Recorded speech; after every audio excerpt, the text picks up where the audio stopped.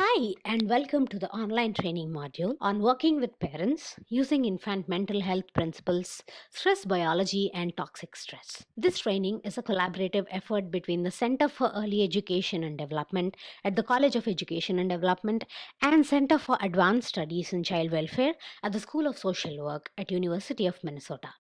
This training module is part of an online training effort that covers a wide range of topics in child welfare. In this module, I'm going to talk about stress biology and toxic stress, including current research findings in this area.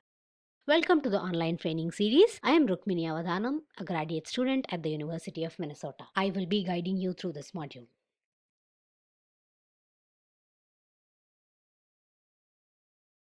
By now, you will have hopefully completed the cultural perspectives and developmental lens modules. This final module will draw on both of those perspectives while providing a brief and preliminary concepts and examples of mental health principles in child welfare practice. Each of these modules serve as an introduction to different topics. This section of the module is meant to be a brief overview. We recommend that you go over the resource page to get a deeper insight into the topics that you find relevant.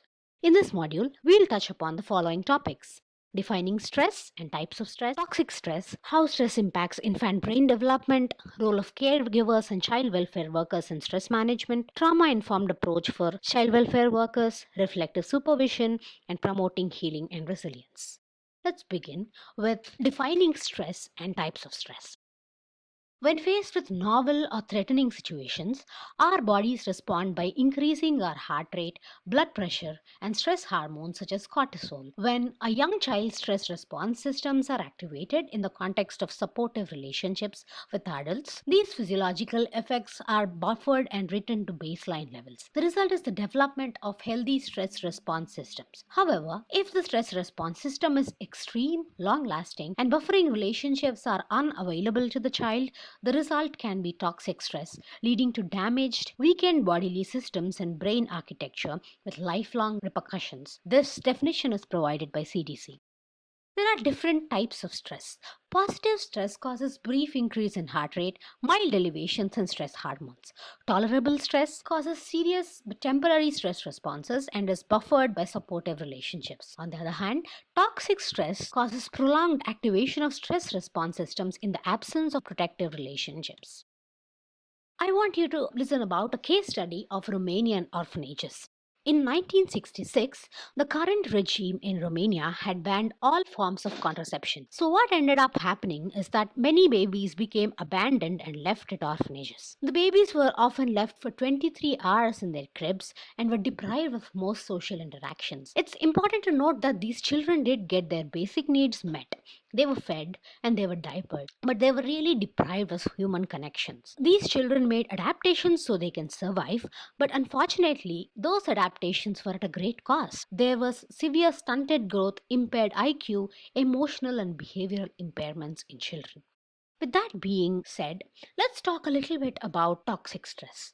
Toxic stress refers to a strong, frequent, or prolonged activation of the body's stress management system. Stressful events that are chronic, uncontrollable, and are experienced without children having access to support from caring adults tend to provoke these types of toxic stress responses.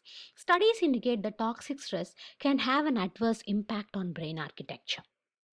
There are certain factors that contribute to toxic stress, like physical, sexual, and verbal abuse, physical and emotional neglect, a family member who's depressed or diagnosed with mental illness, addicted to a substance, or in prison, witnessing a mother being abused, or losing a parent to separation, divorce, or other reasons. Let's watch a small video on how toxic stress impacts the developing brain.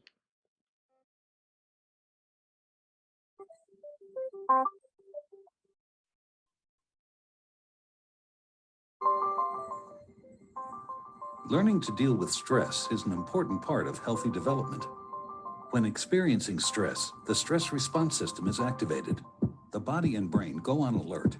There's an adrenaline rush, increased heart rate, and an increase in stress hormone levels. When the stress is relieved after a short time, or a young child receives support from caring adults, the stress response winds down and the body quickly returns to normal. In severe situations, such as ongoing abuse and neglect, where there is no caring adult to act as a buffer against the stress response stays activated. Even when there is no apparent physical harm, the extended absence of response from adults can activate the stress response system. Constant activation of the stress response overloads developing systems with serious lifelong consequences for the child. This is known as toxic stress. Over time, this results in a stress response system set permanently on high alert. In the areas of the brain dedicated to learning and reasoning, the neural connections that comprise brain architecture are weaker and fewer in number. Science shows that the prolonged activation of stress hormones in early childhood can actually reduce neural connections in these important areas of the brain at just the time when they should be growing new ones. Toxic stress can be avoided if we ensure that the environments in which children grow and develop are nurturing, stable, and engaging. Talking more about how stress impacts infant brain development, stress impacts child's language development, motor development, and other functions in the brain. It can cause stunted growth, impaired IQ, behavioral and emotional impairments. Attachment relationship and caregiving is extremely important for infant brain development. Having caregivers builds resilience in infants and helps them adapt to environments. What is the role of caregivers in stress biology and its management? There are interventions and therapeutic support for parents. What is required and when? Understanding the parent's story is important. Recognizing the importance of the relationship with child welfare workers and parents. What is the role of child welfare workers in stress management? Assessing the child's family and world around. Comprehensive assessment of the family, what they have been through, and how they have supported the child. Look for aggressors, take time to understand. Look for patterns, behavioral issues at school, like problems with getting expelled. Using a trauma informed perspective. Understanding that there is trauma now and the trauma then, how it impacts the families and child welfare workers. Build trust, strengths, and resilience. Talking and listening to the family, building trust and relationships. What are trauma informed approaches and perspectives for child welfare workers? Trauma informed perspective means that understanding trauma now and trauma in the past continues to impact child welfare workers and the families that we work with. It is important to be intentional about asking questions about what happened to the family and thinking about and framing our interventions in a way that incorporates trauma and the way we understand the case and the family. This is done by asking direct questions while also building trust with the families that we work with. What is reflective supervision and why is it important to learn about it? Reflective supervision is a safe space where a worker can speak about their feelings, acknowledge that they might have difficult feelings about the work that they are doing, think through their feelings and actions in the presence of a caring supervisor. How can child welfare workers work with reflective supervision? Child welfare workers can learn strategies to diffuse potentially explosive relationships. They can pay attention to these co constructed relationships and how to work through the dynamics. Acknowledging power dynamics and trying to equalize relationships is important. Setting limits, understanding the amount of tolerance limit, the threshold for tolerance, and working with reflective consultation helps. Respectful uncertainty, the balance of trust and doubt that a child welfare worker needs to achieve in their work. The child welfare is there to ensure the safety of the child. Balance of the trust and the relationship they are building with the caregiver with a healthy dose of doubt. Promoting healing and resilience as child welfare workers for trauma and stress. Establish a quality relationship with the caregiver, establish reliability, and give environment, time, and place to heal. I'd like to end this module with some key takeaways and summary of what we have covered here so far.